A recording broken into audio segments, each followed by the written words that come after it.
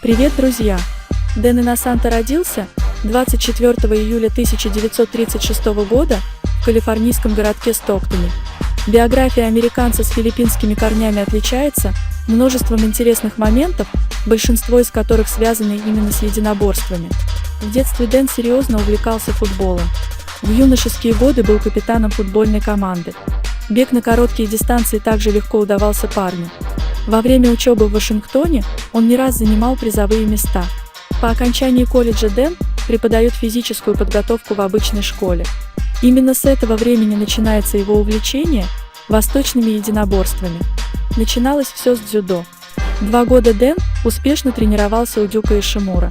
Затем молодой человек решил идти в армию и попал в воздушную дивизию, где стал парашютистом. В войсках Дэн занимался различными стилями карате, самым любимым из которых стал кэмпо. В 1961 он ушел из армии и приехал в Лос-Анджелес в поисках инструктора карате. Парню повезло, он встретил легенду американского карате Эда Паркера. Под его руководством Дэн через несколько лет получил черный пояс. Именно Паркер приобщил Иносанто к филиппинским боевым техникам, в частности к бою на палках. В 1964 году Паркер организовал чемпионат по карате международного уровня. Дэну было поручено сопровождать важного гостя Брюса Ли. Так и состоялось их знакомство, которое потом переросло в крепкую дружбу. Иносанто является очевидцем того, как Брюс пытался внедрить в боевые занятия систему комплексных тренировок. В 60-е годы это казалось странным и никому не нужным.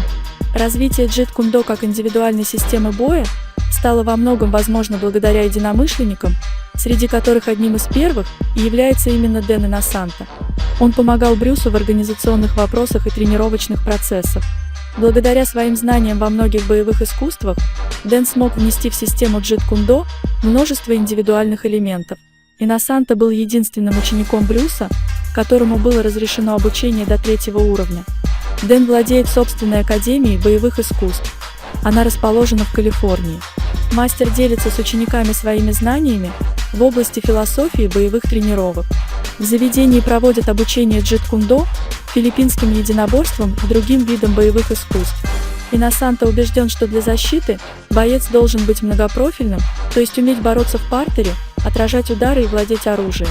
Помимо деятельности инструктора, Дэн успел сняться в нескольких картинах. Одними из таких фильмов является «Игра смерти», «Большой переполох в маленьком Китае», «Ленты во имя справедливости» и «Красный пояс». Мастер Дэн базирует собственную философию боя на принципах, основанных Брюсом. Главная концепция призывает людей думать и принимать решения самостоятельно, при этом уделяя достаточное время для раскрытия истинного потенциала. Огромный опыт Дэна Иносанто в боевых искусствах позволил ему по праву считаться величайшим мастером в данной области. Брюс мог бы гордиться таким учеником и единомышленником. Ставим лайк и подписываемся на канал, чтобы не пропустить следующие видео.